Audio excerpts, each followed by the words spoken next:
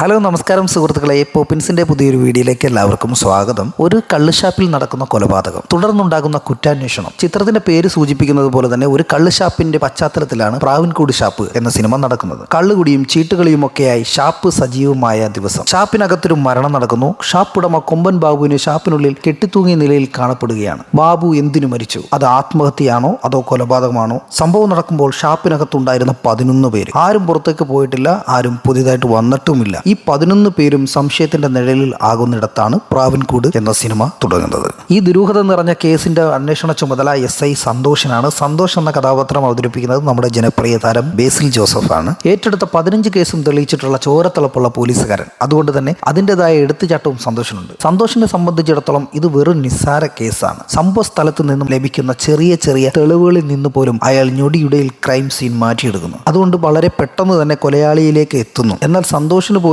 അറിയാത്ത ചില നിഗൂഢതകളാണ് ഈ കേസിലുണ്ടായിരുന്നത്. സ്ഥിര ഇൻവെസ്റ്റിഗേഷൻ സിനിമകളുടെ ടെംപ്ലേറ്റിൽ നിന്നും മാറി ഏറെ വ്യത്യസ്തമായ അവതരണ ശൈലിയാണ് സംവിധായകൻ ശ്രീരാജ് ശ്രീനിവാസൻ ഇവിടെ ശ്രമിച്ചിരിക്കുന്നത്. സിനിമയും തിരക്കഥയും ശ്രീരാജാണ് ഒരുക്കിയിരിക്കുന്നത്. ഡാർക്ക് ഹ്യൂമർ എലമെന്റ്സും സിനിമയുടെ ഗൗരവം ചോരാത്ത വിധത്തിൽ തന്നെ കോർത്തിണക്കിയിട്ടുണ്ട്. അതെല്ലാം വർക്കൗട്ട് ആയിട്ടുണ്ട്. കഥ നടക്കുന്നത് തൃശ്ശൂരിന് പരിസരത്തെ ഗ്രാമമായതിനാൽ ഭാഷാ ശൈലി പൂർണ്ണമായും തൃശ്ശൂർ സ്ലാങ്ങിലാണ് ക്യാരക്ടറുകളെല്ലാം സംസാരിച്ചിരിക്കുന്നത്. ചിത്രത്തിന്റെ ഹൈലൈറ്റ് എന്ന് പറഞ്ഞാൽ ബേസിൽ ജോസഫിന്റെ സന്തോഷ് എന്ന ക്യാരക്ടർ തന്നെയാണ്. ഊർജ്ജസ്വലനും അല്പം സങ്കീർണ്ണ നിറഞ്ഞതുമായ കഥാപാത്രത്തെ ബേസിൽ ഗംഭീരമായിട്ട് കൈകാര്യം ചെയ്തിട്ടുണ്ട്. കോമഡിയുടെ കാര്യത്തിലും ബേസിലിന്റെ ഒറ്റയാൻ പ്രകടനം സിനിമയിലുടനീളം കാണാം. ശാരീരിക പരിമിതികളുള്ള കണ്ണൻ എന്ന കഥാപാത്രമായി നമ്മുടെ സോബിൻ ഷാഹിറും ചിത്രത്തിലുണ്ട്. ഞെട്ടിക്കുന്ന പ്രകടനമാണ് അദ്ദേഹം കാഴ്ചവെച്ചിരിക്കുന്നത്.